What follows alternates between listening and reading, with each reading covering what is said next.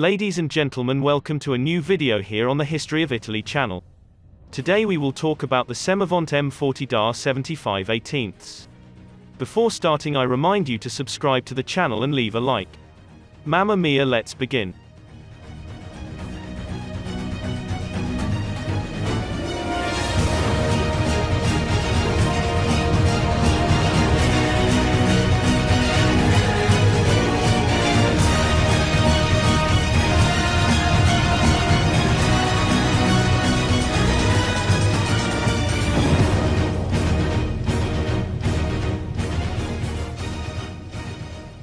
In 1938, the worsening of tensions between European states highlighted the inadequacy of the modern armaments of the Italian Royal Army, which started a program to upgrade armored vehicles.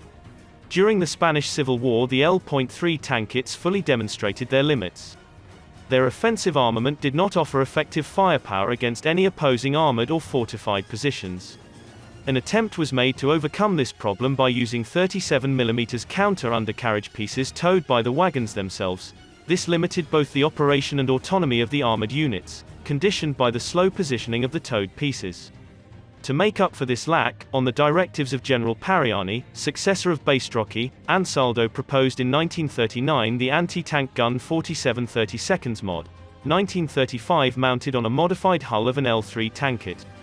In 1939, meanwhile, the first two armored divisions had been established and the problem of having to adopt self-propelled anti-tank weapons reappeared. The intention was to use the 75/18 howitzer, but, also in this case, the project proposed by Ansaldo of this howitzer mounted on the hull of a 6-ton wagon indicated as M6 remained at the prototype stage.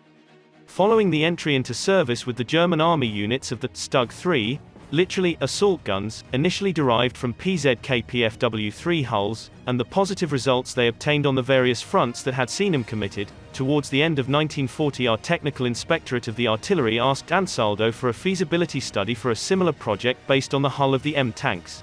Ansaldo proposed a project studied by Colonel Sergio Burles of the Technical Service Artillery, STAR, in collaboration with the company's technicians, who planned to install a 75/18 mod, 1934-1935 howitzer in a spherical casemate, in turn placed on the hull of the medium tank M13-40.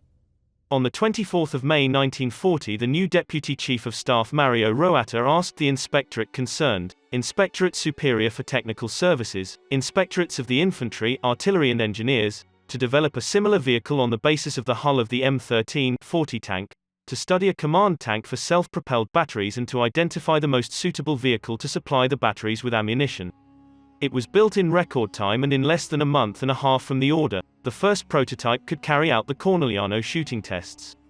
This first version of the vehicle was called the M40. The front section was redesigned as a casemate of armored sheet metal bolted into single pieces of 50mm, rather than two overlapping 25mm plates. The machine gunner's position on the right was eliminated while, on the left, the driver had a slot with an armored hatch at his disposal. At the center of the casemate was installed the carriage of the 75/18 howitzer, derived from the rotated piece from 75/18, from which it differed only in the elastic organs specially redesigned for specific use in an armored vehicle, on an armored sphere support, to allow tilting. In addition to the pilot, the crew took place in the hull and, on the right, the commander gunner for whom a periscope and other sights were available. The access to the combat compartment was through two upper hatches, in correspondence with which a machine gun could also be positioned. On the left side of the roof was the support for the antenna of the transceiver station, on the right side, the one for the panoramic telescope intended for exploration of the surrounding land. The cannon ammunition consisted of 44 projectiles placed in special boxes at the bottom of the combat chamber.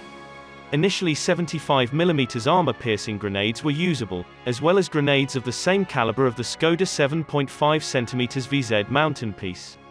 1915, called Mod. 32.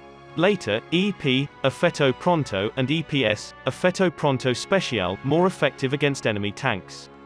With the elimination of the turret, the weight of the vehicle was around 15 tons. Sharing the fragile mechanics of the M hulls, the further weighting exacerbated the never-resolved problems deriving from the low power-to-weight ratio, the reduced autonomy, the low speed and the tendency to sink into sandy or soft soils due to the too narrow tracks. By provision of April 16, 1941, the first two groups were formed for the 30th of the same month, initially destined for the 133rd Armored Division, Littorio, the 4th and 6th 133 Artillery Regiment. Each was composed of 2 batteries of 4 self-propelled tanks, 4 command tanks and a reserve of 2 self-propelled tanks and 1 command tank. The 2 groups were sent to North Africa, but here, they were reassigned to the 132nd Regiment of the 132nd Armored Division, Ariete, joining the regiment at El Aquila on January 18, 1942. This first batch of self-propelled machines was joined on June 1, 1942 by another 30 units, always model M40. The self-propelled vehicles had their baptism of fire in the spring of 1942 and remained on the front line until their total destruction in El Alamein, in November of the same year. Subscribe to the channel and leave a like.